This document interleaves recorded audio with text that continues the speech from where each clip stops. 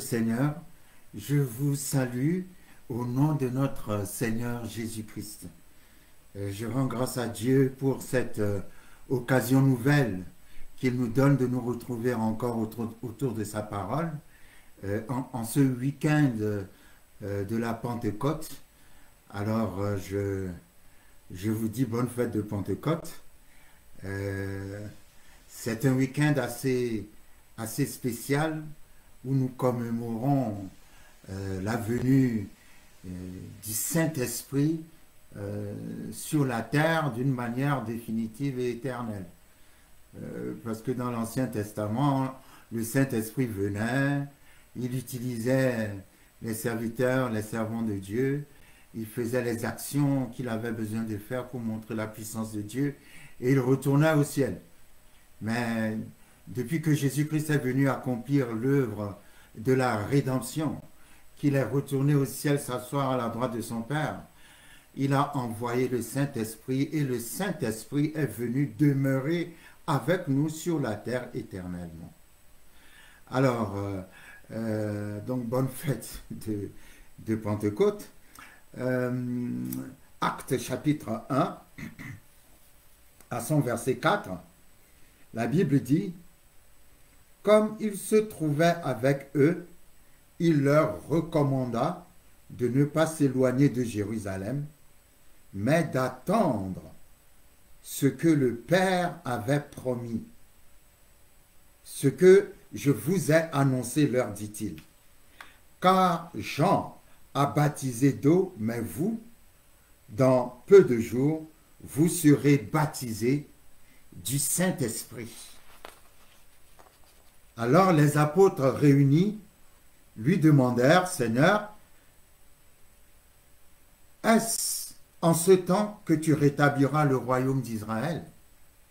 Il leur répondit: ce n'est pas à vous de connaître les temps ou les moments que le Père a fixés de sa propre autorité, mais vous recevrez une puissance, le Saint-Esprit, survenant sur vous, et vous serez mes témoins à Jérusalem, dans toute la Judée, dans la Samarie, et jusqu'aux extrémités de la terre.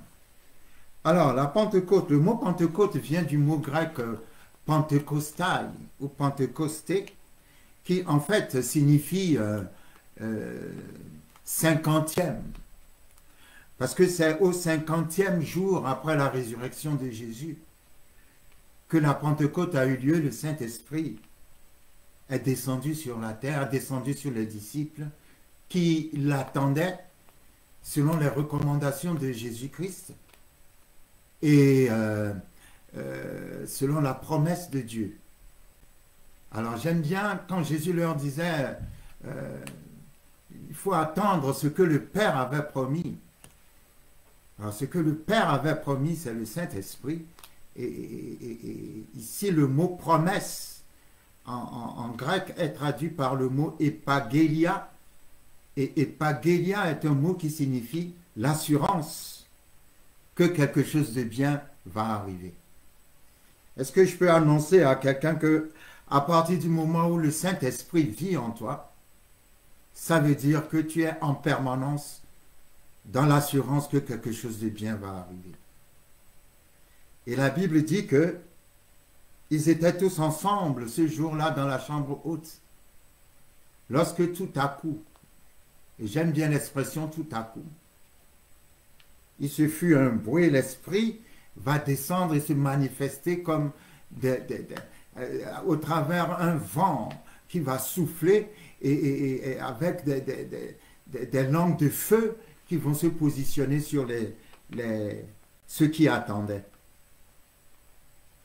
Et ils étaient tous baptisés dans le Saint-Esprit. Donc ils ont commencé à parler en langue, ainsi de suite. Mais je voudrais revenir un peu en arrière. Lorsque Jésus leur dit ne vous éloignez pas de Jérusalem jusqu'à ce que la promesse arrive, il a parlé du Saint-Esprit en présentant le Saint-Esprit non pas comme une force ou une puissance, parce qu'on peut être tenté de considérer que le Saint-Esprit est une force ou une puissance. Mais le Saint-Esprit n'est pas une force. Le Saint-Esprit n'est pas une puissance. Surtout lorsque Jésus a dit, le Saint-Esprit, vous recevrez une puissance, le Saint-Esprit survenant sur vous. En fait, la puissance, ce n'est pas le Saint-Esprit. Parce que le Saint-Esprit est une personne qui a la puissance. Et Jésus-Christ a absolument voulu personnifier le Saint-Esprit, en sorte que nous puissions comprendre que c'est une personne avec qui nous devons entretenir une certaine relation. C'est pour ça, lorsque Jésus a parlé du Saint-Esprit, il l'a appelé le Consolateur. Et lorsque nous allons dans Jean chapitre 14, alors dans Jean chapitre 14 et Jean chapitre 16, Jésus-Christ a présenté le Saint-Esprit sous le nom de Consolateur. Et en lui attribuant le nom de Consolateur, il veut par là que nous sachions que il ne s'agit pas d'une force, mais il s'agit d'une personne. Une personne qui a des émotions, une personne qui a des sentiments, une personne qui parle, une personne qui a toutes les qualités d'une personne. Donc lorsque nous lisons Jean chapitre 14 à partir du verset 16, la Bible dit « Et moi je prierai le Père, et il vous donnera un autre consolateur, afin qu'il demeure éternellement avec vous. » Alors, si Jésus parle et dit « Je prierai le Père afin qu'il vous donne un autre consolateur », il utilise le mot « autre » par rapport à un premier consolateur. C'est comme si, je ne sais pas, nous sommes dans un collège, le professeur de maths part en voyage, et le professeur de maths dit à ses élèves, je m'en vais, mais on vous donnera un autre professeur.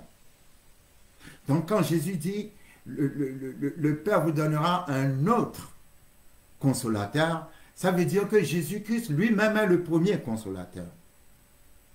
Mais parce qu'il s'en va, le Père donnera un autre consolateur. Et je dis toujours, si vous étiez, comment dirais-je, dans une classe et que le professeur dit « je m'en vais en voyage et on vous donnera un autre professeur », à quoi vous attendriez-vous? À un animal ou à une personne du même genre que le professeur qui s'en va? Donc forcément, vous vous attendez à une personne du même genre, c'est-à-dire à un être humain, comme le professeur qui s'en va. Quand Jésus dit « Je prie le Père, il vous donnera un autre consolateur », en grec, le mot « autre » est traduit par le mot « allos ». Et le mot « allos » signifie « un autre du même genre ». Ouais. C'est comme si Jésus disait « Je prierai le Père, vous donnera un autre moi-même ». Donc, en parlant d'un autre consolateur, il parlait de quelqu'un qui est du même genre que lui. Donc, si Jésus est une personne, cet autre consolateur sera aussi une personne. Si Jésus est un berger, cet autre consolateur sera aussi un berger. Donc, quand il dit « le Père vous donnera un autre consolateur », cet autre consolateur, qui est le Saint-Esprit, doit être considéré comme une personne dans le même genre, dans les mêmes qualités que le premier consolateur qui s'en va, qui est Jésus-Christ. En grec, il y a deux mots pour le mot autre. Il y a le mot allos qui signifie autre, mais du même genre. Et il y a le mot hétéros qui signifie un autre, mais d'un genre différent. Donc tout de suite, Jésus-Christ nous parle du Saint-Esprit comme une personne. Et en utilisant le mot consolateur, qui est en grec est traduit parakletos. Parakletos signifie trois choses. 1. Avocat. 2. Intercesseur. 3. Celui qui est appelé près de toi. Donc, le Saint-Esprit n'est pas une force. Le Saint-Esprit est une personne qui a une force. Le Saint-Esprit est une personne qui a une puissance. Mais le Saint-Esprit n'est pas une puissance. Il est une personne qui a la puissance. Et c'est très important que nous puissions comprendre la chose de cette façon parce que en regardant le Saint-Esprit comme une personne, cela nous induit dans la compréhension que nous devons entretenir une relation intime et personnelle avec le Saint-Esprit. Et j'aime bien que Jésus-Christ ait présenté le Saint-Esprit de cette façon comme le consolateur. Et lorsque nous lisons Jean 14, à partir du verset 17, il continue et dit, il appelle le Saint-Esprit l'Esprit de vérité, que le monde ne peut recevoir, parce qu'il ne le voit point et ne le connaît point, mais vous le connaissez, car il demeure avec vous et il sera en vous. Alors, il y a trois choses ici, trois points distincts. Il dit que l'Esprit demeure avec nous. Il dit l'Esprit sera en nous. Et dans Actes chapitre 1, il a dit, vous recevrez une puissance, le Saint-Esprit survenant sur vous. Donc nous voyons le Saint-Esprit survenir sur nous. Nous voyons le Saint-Esprit demeurer avec nous. Nous voyons le Saint-Esprit en nous. Ça veut dire que le Saint-Esprit vit en nous, mais en même temps qu'il vit en nous, il a aussi une personne qui est avec nous, et en même temps qu'il y a une personne qui est avec nous, il peut aussi se manifester en venant sur nous. Et l'image du Saint-Esprit qui vient sur nous, nous fait penser au baptême. Il vient nous plonger en lui-même. Et c'est très important de savoir que l'Esprit fait ces trois choses. Il est avec nous, il est en nous et il vient sur nous. Il vient sur nous comme l'onction. Il vient sur nous comme une puissance, mais il a une personne qui est avec nous et qui est aussi en nous. Ça, c'est très fort. Et la Bible dit, lorsque Jésus parle, verset 18, Jean 14, « Je ne vous laisserai pas orphelins, je viendrai à vous. » Alors c'est Jésus-Christ, le Fils, qui parle. Mais quand il parle, il dit, « Je ne vous laisserai pas orphelins. » C'est quoi? C'est qui un orphelin? Un orphelin, ce n'est pas quelqu'un qui a perdu son frère ou sa sœur ou son neveu ou son oncle. Un orphelin, c'est quelqu'un qui n'a plus de père. Donc nous voyons Jésus, le Fils, qui parle, et pendant qu'il parle, il se présente comme le Père. Il dit, je ne vous laisserai pas orphelins. Et en même temps qu'il se présente comme le Père, il dit, je viendrai à vous. Qui est-ce qui est venu quand Jésus est parti? C'est le Saint-Esprit. Donc nous voyons Jésus-Christ, le Fils, se présenter à la fois comme le Père et le Saint-Esprit. Il y a ce verset de la Bible qui parle de Jésus en disant, car en lui était toute la plénitude de la divinité. C'est-à-dire en lui se trouve le Père, le Fils, le Saint-Esprit. Et toujours dans Jean chapitre 14, nous nous souvenons de ce passage où Philippe a demandé à Jésus de leur montrer le Père. Et Jésus va répondre à Philippe, depuis que je suis avec vous. Alors c'est Jean 14, verset 8. Philippe lui dit, Seigneur, montre-nous le Père, et cela nous suffit. Jésus lui dit, il y a si longtemps que je suis avec vous, et tu ne m'as pas connu, Philippe. Celui qui m'a vu a vu le Père. Comment dis-tu, montre-nous le Père? Donc, au travers de ce passage, nous voyons en Christ la Trinité. Le mot Trinité n'est pas en tant que tel dans la Bible, mais la démonstration de la Trinité est dans la Bible.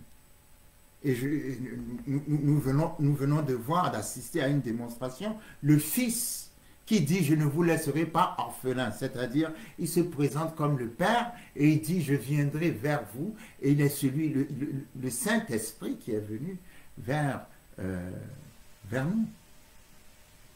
Et il y a ce verset de la Bible qui dit, car le Seigneur, c'est l'Esprit.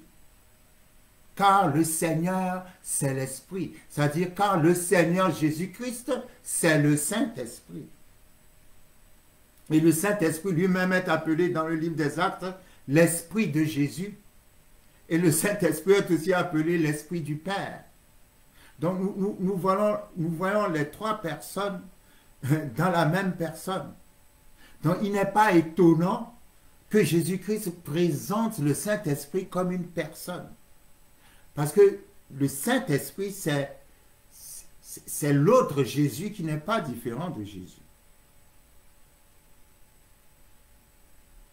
Et lorsque nous lisons les évangiles, nous nous rendons compte que le Saint-Esprit révèle Jésus et Jésus révèle le Père. Aucune des trois personnes n'est là pour faire, comment dirais-je, pour parler d'elle-même à proprement parler, mais chaque personne révèle l'autre. Le Saint-Esprit révèle le Fils et Jésus révèle le Père. Et le Père, le Fils et le Saint-Esprit sont toutes les trois la même personne. Donc pourquoi il est important d'être conscient de cela? C'est parce que beaucoup de gens s'imaginent toujours que le Saint-Esprit est une force, une puissance. Non, le Saint-Esprit est une personne. Une personne qui est appelée près de nous. Une personne qui vit en nous. Une personne qui, au travers de l'onction, peut survenir sur nous. Et il est très important que nous puissions apprendre à connaître la personne du Saint-Esprit. Parce que si nous ne connaissons pas la personne du Saint-Esprit, ça sera très difficile pour nous d'avoir une relation avec le Père et le Fils. Parce que toute relation que nous pouvons avoir avec Dieu se passe toujours au travers de son esprit, c'est-à-dire au travers du Saint-Esprit. Et lorsque Jésus va s'exprimer, va parler du Saint-Esprit dans Jean chapitre 16, Jean chapitre 16, à partir du verset, pour aller plus vite, à partir du verset 7, Jésus dit, Cependant, je vous dis la vérité, il vous est avantageux que je m'en aille, car si je ne m'en vais pas, le consolateur ne viendra pas vers vous. Mais si je m'en vais, je vous l'enverrai. Et quand il sera venu, il convaincra le monde en ce qui concerne le péché, la justice et le jugement. Alors Jésus promet la venue de la personne du Saint-Esprit. Et il dit quand le Saint-Esprit viendra, il y a 3 choses importantes qu'il fera. Il viendra pour nous convaincre du péché, pour nous convaincre de la justice et pour nous convaincre du jugement. Et il dit, Jean chapitre 16, verset 9, « En ce qui concerne le péché, parce qu'il ne croit pas en moi. » Lorsque tu entends l'évangile, lorsque tu entends la parole, que tu refuses de recevoir cette parole, de croire dans cette parole, alors l'Esprit de Dieu va te convaincre que tu es un pécheur. Pourquoi? Parce que tu as rejeté Jésus. Et c'est ça d'ailleurs le péché impardonnable. Le péché impardonnable, c'est quand tu rejettes Jésus, quand tu ne crois pas en Jésus, quand tu ne veux pas recevoir Jésus-Christ comme ton Seigneur et Sauveur. C'est un péché impardonnable parce que c'est la seule raison qui va t'emmener en enfer. C'est la seule raison. Autrement, tous les péchés sont pardonnables. Sauf celui qui consiste à rejeter l'Évangile. Donc, c'est l'Esprit de Dieu qui nous convainc que nous sommes pécheurs. En même temps, en te convainquant que tu es pécheur, il t'emmène à recevoir Jésus comme Seigneur et Sauveur. Donc, l'Esprit est dans le rôle de la conviction, l'assurance. L'Esprit va te donner la conviction, tu vois, tu n'as pas reçu Jésus comme Seigneur et Sauveur, tu es un pécheur, il y a le jugement qui t'attend. Tu viens d'entendre la parole, pourquoi ne pas donner ta vie au Seigneur? L'Esprit va te donner cette conviction. Ensuite, il dit, l'Esprit nous convaincra de la justice.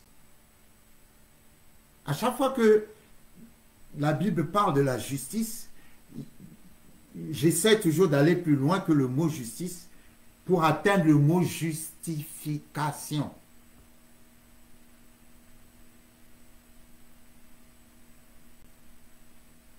Il te convaincra, il nous convaincra de la justice. Dans quel sens? Numéro 1, si le Saint-Esprit est venu sur la terre, c'est la preuve que Jésus est assis à la droite du Père.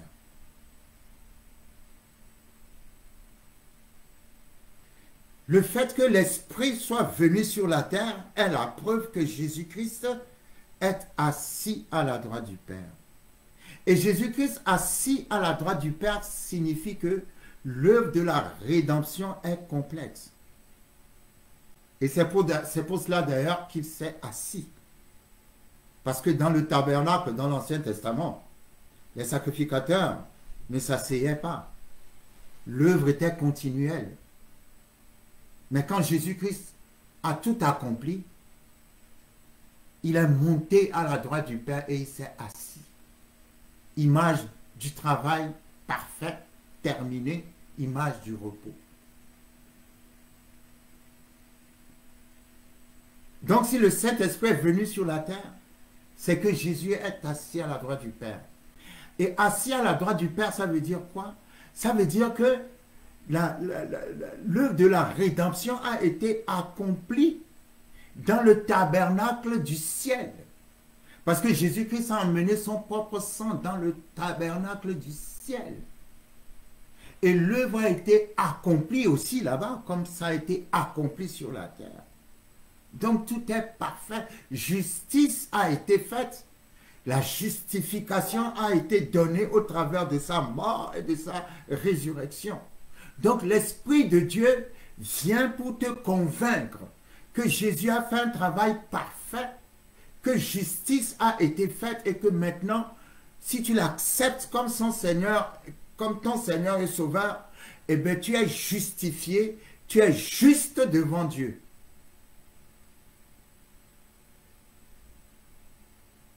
Le Saint-Esprit, comme dit la Bible, l'Esprit rend témoignage à notre esprit que nous sommes enfants de Dieu. Donc, le Saint-Esprit vient pour te convaincre, parce que tu as reçu Jésus comme Seigneur et Sauveur, que tu es justifié. Et que Dieu te regarde au travers de son Fils. Et en te regardant au travers de son Fils, il te regarde sans péché. Et il dit, le Saint-Esprit viendra pour nous convaincre de jugement.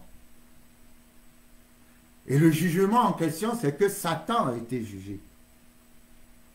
Vous savez, parfois on a l'impression que c'est maintenant que la bataille se livre. Non. La bataille a déjà été livrée. Jésus a déjà gagné. Jésus a déjà dit tout est accompli. Donc ce n'est pas maintenant qu'on cherche à vaincre Satan. Satan est déjà vaincu. La Bible dit que Jésus l'a dépouillé. Il l'a livré en spectacle devant les autorités sataniques. Il a été ridiculisé. Il a été vaincu. Satan a déjà été jugé. Parfois, nous nous trouvons dans des situations dures où nous avons l'impression que c'est maintenant que nous faisons la bataille.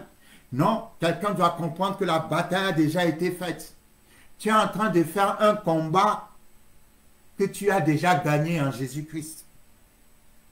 Tu es en train de faire une bataille que tu as déjà remportée en Jésus-Christ. L'Esprit de Dieu vient et va te convaincre de cela. Va te convaincre de ce que l'œuvre de la croix accomplie par Jésus-Christ t'a donné la victoire définitive.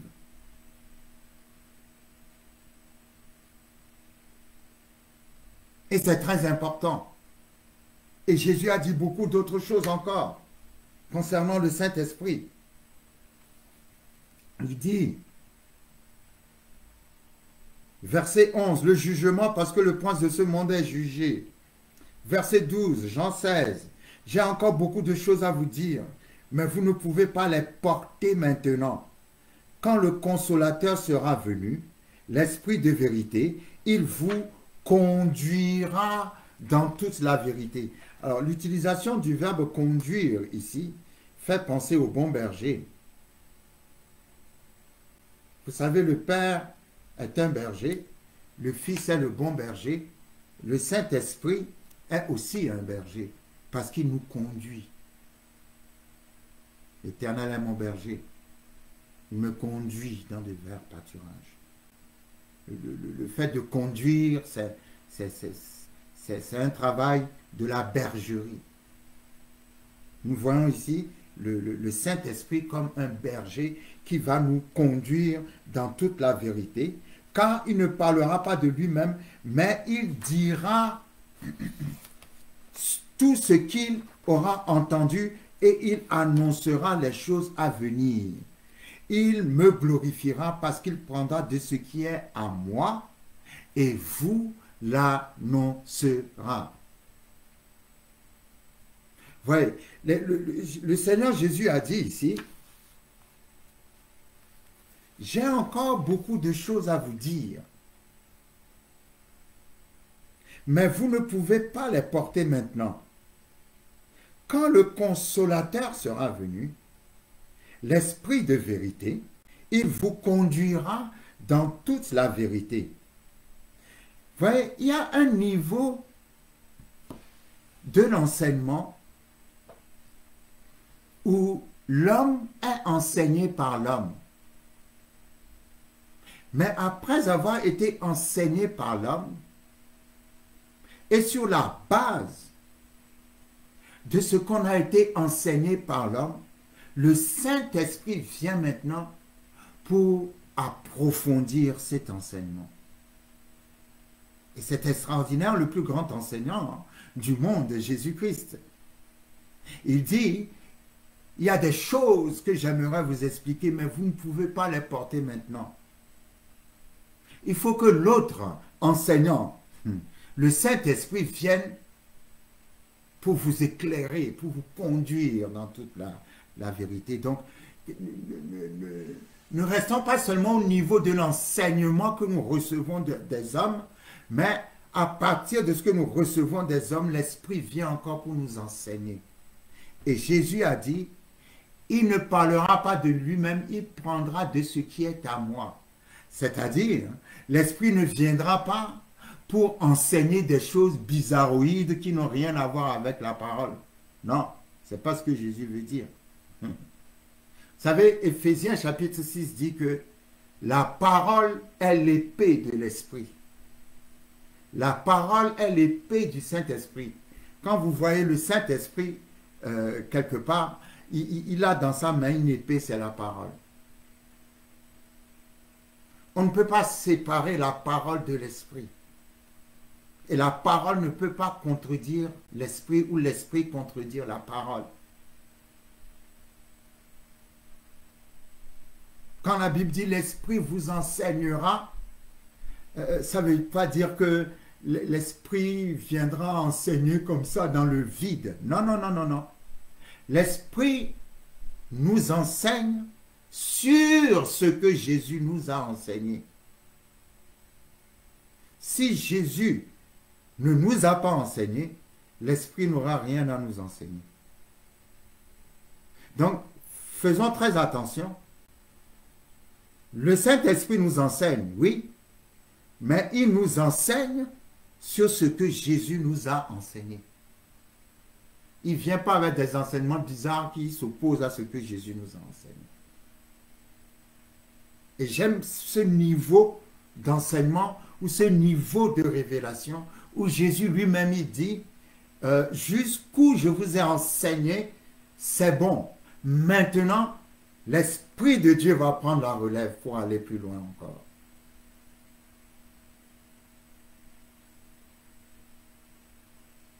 Et l'Esprit de Dieu enseigne la saine doctrine. Pas une doctrine bizarre. Et c'est pour ça que j'aime bien quand Jésus dit, il prendra de ce qui est à moi et vous enseignera. Parce que vous savez, c'est très facile. Hein? Le Saint-Esprit m'a dit, le Seigneur m'a dit, Dieu m'a dit, le Saint-Esprit m'a dit, le Seigneur m'a dit, Dieu m'a dit. Non, non. Ce n'est pas le Saint-Esprit m'a dit, le Seigneur m'a dit, Dieu m'a dit. Non, non. Il faut que ce que le Saint-Esprit est en train de dire soit en accord avec ce que la parole a dit. Donc, à mon sens, quand Jésus-Christ parlait d'attendre la promesse et de ne pas quitter Jérusalem, il présentait l'Esprit de Dieu comme une personne qui va venir avec une puissance. Et il dit, le Saint-Esprit survenant sur vous, et vous serez mes témoins. Donc, le mot témoin en grec, martus, signifie martyr, en fait. Un témoin, c'est quelqu'un qui est prêt à mourir pour ce qu'il a vu ou pour ce qu'il prêche ou ce qu'il pratique. Un témoin, c'est quelqu'un qui est prêt à mourir. Et nous allons remarquer d'ailleurs, quand le Saint-Esprit va venir sur eux, qu'est-ce qui va se passer? La Bible dit que Pierre va se lever et Pierre va prêcher la parole. Et après avoir prêché la parole, 3000 personnes ont donné leur vie au Seigneur. Le même Pierre avait renié Jésus quelques jours avant. Devant une simple femme, devant une femme qui lui disait, « Toi aussi tu étais avec lui ?» Pierre a dit, « Je ne le connais pas. » Mais le jour de la Pentecôte, quand le Saint-Esprit est descendu sur eux, il y a un changement radical qui s'est produit en eux. La peur a disparu.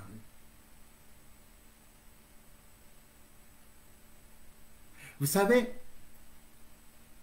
quand Jésus dit « le Saint-Esprit survenant sur vous », en survenant sur nous, l'Esprit de Dieu tue tout ce qui est charnel. La Bible dit, Pierre s'est levé. Pierre qui se cachait, qui ne voulait pas qu'on sache qu'il était avec Jésus. Pierre s'est levé, il a prêché devant les Romains. Il a prêché devant tout le monde. Il n'a pas eu peur. Ce Jésus que vous avez crucifié. Amen. Et quand il a fini de prêcher l'évangile, 3000 personnes ont donné leur vie au Seigneur. C'est ce que signifie être un témoin.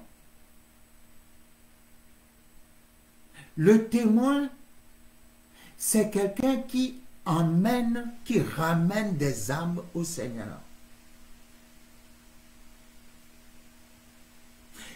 Jésus a dit, vous recevrez une puissance. En fait, il n'y a que Pierre qui a démontré cette puissance. Les autres n'ont pas eu le temps de démontrer la même puissance. Et pourtant, la même puissance est en eux. Parce que pour pouvoir prêcher à 3000 personnes et les convaincre, pour pouvoir prêcher et convaincre 3000 personnes, il faut qu'il y ait une certaine puissance en action. Et cette puissance est en toi. Aujourd'hui, l'accent n'est plus trop mis sur l'évangélisation. Mais une des raisons pour lesquelles le Saint-Esprit est venu, c'est pour qu'on gagne des âmes.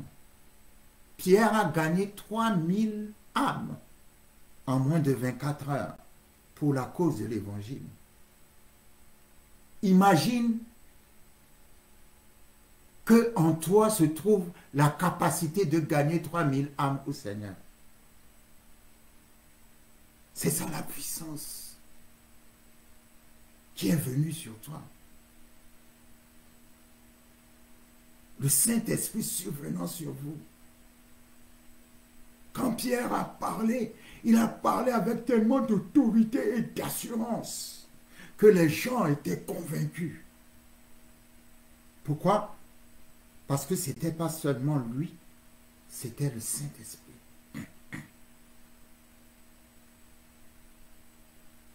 Quand le Saint-Esprit est quelque part, il y a toujours la différence qui se fait voir. Souvenez-vous quand Jésus avait rencontré Pierre, il s'appelait Simon. Qu'est-ce que Jésus lui a dit dans Jean chapitre 1? Tu es Simon, fils de Jonas, tu seras appelé Céphas, c'est-à-dire Pierre.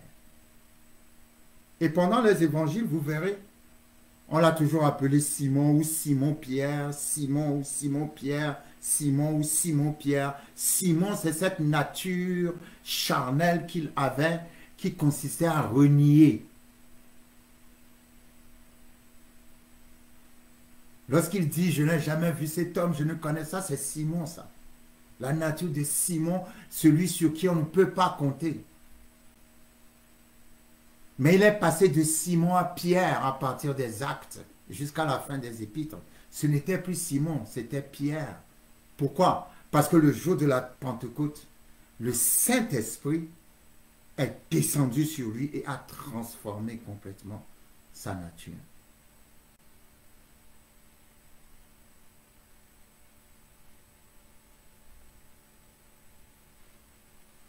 Toute transformation se fait toujours au travers de l'esprit. La meilleure façon de vivre ou d'expérimenter une transformation divine dans ta vie, c'est d'entretenir une bonne relation avec le Saint-Esprit. Maintenant, quelqu'un va dire, comment entretenir une relation avec le Saint-Esprit? Vous savez, vous rencontrez le Saint-Esprit dans la parole. Quand vous lisez la parole, vous faites la rencontre du Saint-Esprit. Vous ne pouvez pas le rencontrer ailleurs à part dans la parole. Parce que comme nous l'avons vu, la parole est l'épée de l'Esprit. Pour pouvoir développer cette intimité avec le Saint-Esprit, il faut lire la parole. La Bible dit, lorsque l'Esprit est venu sur eux, la première église, il y avait 3 choses qu'ils faisaient tout le temps. Ils faisaient la communion, la fraction du pain, ils priaient sans cesse. Et ils jeûnaient. Et ils avaient un cœur sincère. Ils marchaient comme une seule âme. Et le Seigneur faisait de grands miracles au milieu d'eux. À un point tel que, pour peu qui avaient eu l'esprit de mensonge au travers d'Ananias et Saphira, la Bible dit qu'ils sont tombés raides morts. Pourquoi? Parce que l'atmosphère était dans une unité incroyable. Et la Bible dit, aucun d'entre eux n'était dans le besoin, car ils apportaient tous leurs biens, mettaient leurs biens en commun, et aucun parmi eux n'était dans le besoin. Il y avait un esprit d'amour extraordinaire au milieu d'eux. Et ça, c'est le fruit de l'esprit.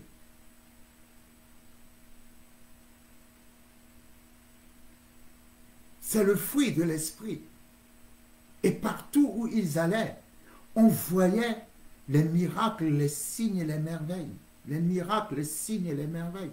À un point tel que lorsqu'on savait que Pierre allait passer dans telle rue, on alignait des malades dans la rue et rien que la silhouette, l'ombre de Pierre qui passait sur les malades guérissait les malades. Waouh! Waouh! Waouh! Ce sont les actes du Saint-Esprit. Et les actes, le livre des actes n'est pas encore fini. Nous continuons d'écrire le livre des actes. Nous continuons d'écrire le livre des actes. Donc il est très important de chercher à connaître le Saint-Esprit. Le Saint-Esprit lui-même est à ta recherche. Tu peux lui parler. La Bible dit, c'est une personne qui est appelée près de toi. La Bible dit, c'est une personne qui est en toi.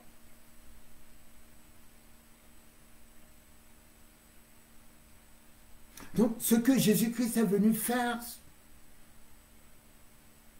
le but principal de sa venue sur terre, de sa mort et de sa résurrection, c'est pour que tu puisses rencontrer le Saint-Esprit.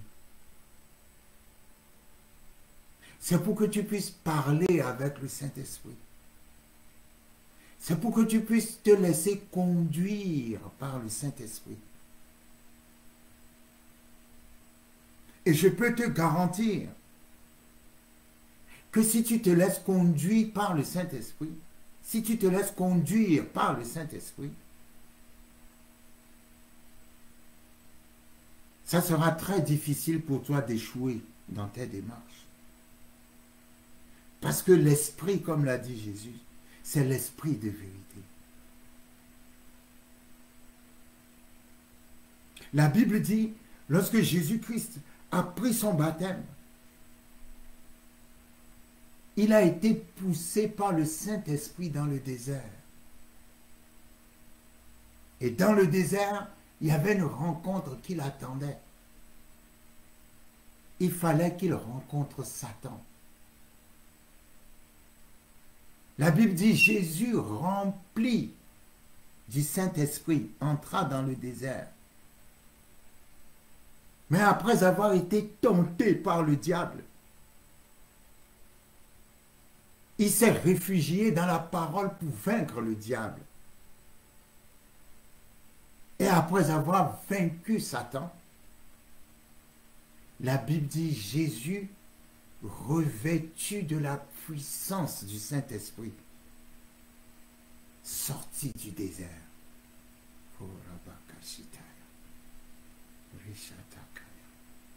L'Esprit vient pour nous remplir.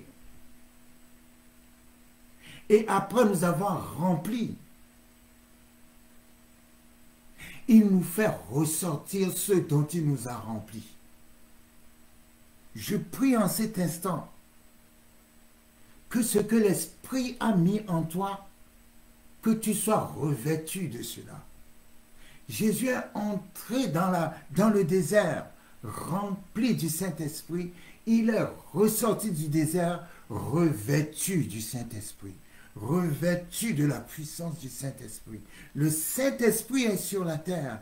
Jésus dit, il est venu et il va demeurer éternellement. Il est venu avec une puissance. Il est venu pour te revêtir de la puissance d'en haut.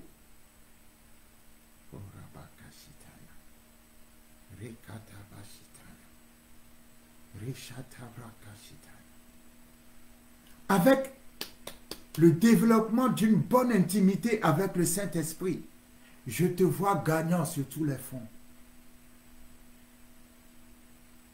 Je te vois gagnant sur tous les fronts. Vous recevrez une puissance. Le Saint-Esprit est survenant sur vous. Je prie en cet instant précis. Alors que tu as entendu la parole de Dieu, que l'Esprit de Dieu te parle et touche ton cœur.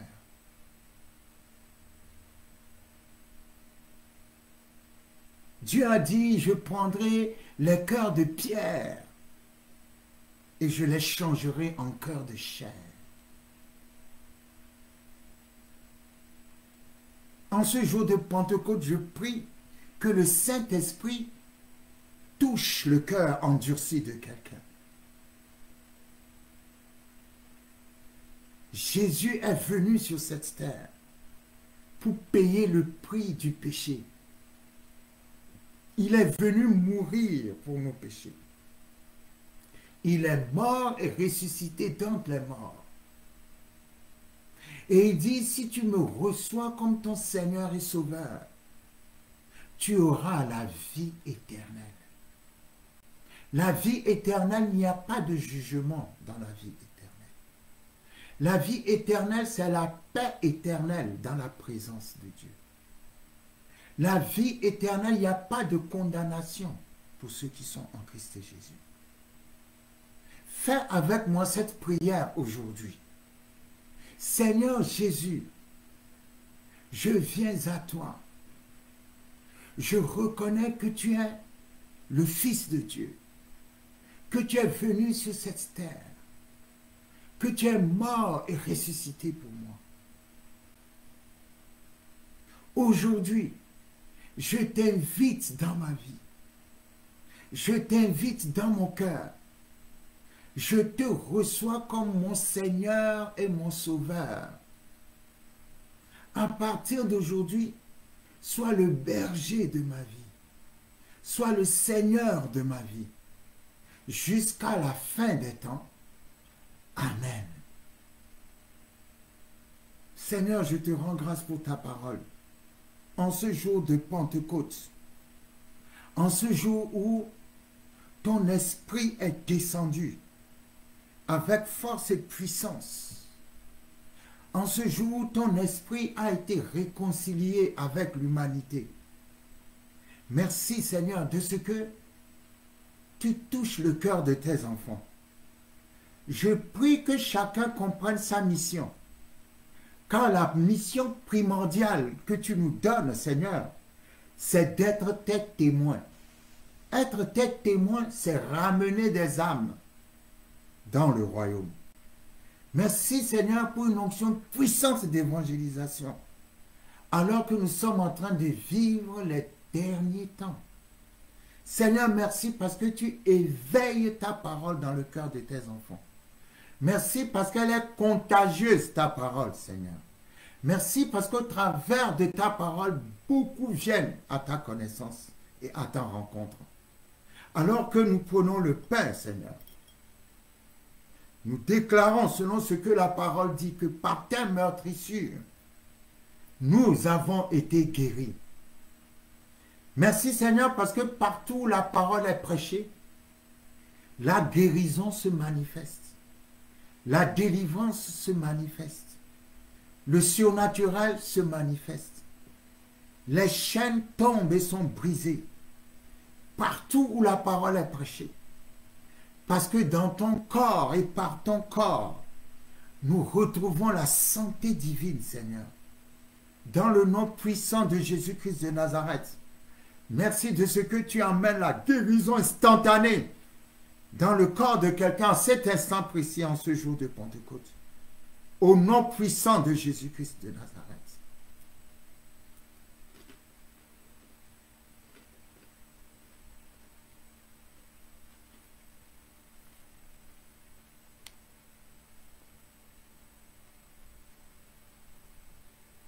Merci Seigneur pour ton sang précieux, le sang de la rédemption. Le sang qui a effacé toute condamnation. Le sang de l'agneau, le sang de la Pâque, le sang de Dieu. Alors que nous prenons ton sang, Seigneur, que toute germe, semence de maladie soit déracinée, détruite dans le corps de tes enfants, Seigneur.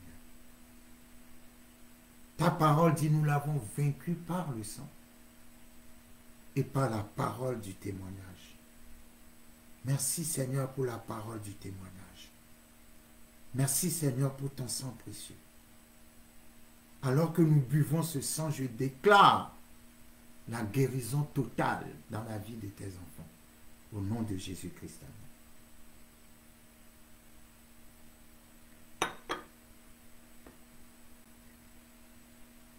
Merci Seigneur pour ta parole. Merci pour ces moments que nous avons passés ensemble. J'invite quelqu'un à développer sa relation personnelle avec le Saint-Esprit. Le Saint-Esprit est avec toi. Le Saint-Esprit est à côté de toi. Tu peux lui parler, il va te répondre. Tu peux lui poser des questions, il va te répondre. Il est une personne qui est venue à la place de Jésus. Mais il n'est pas différent de Jésus. Et il est là, il est notre consolateur. Il est notre force. Il est celui qui fait qu'on n'est jamais seul. Il est celui qui nous donne la victoire. Parce qu'il nous l'a déjà donné au travers de notre Seigneur Jésus-Christ. Je prie que les actions du Saint-Esprit se multiplient dans ta vie, se multiplient dans ta maison.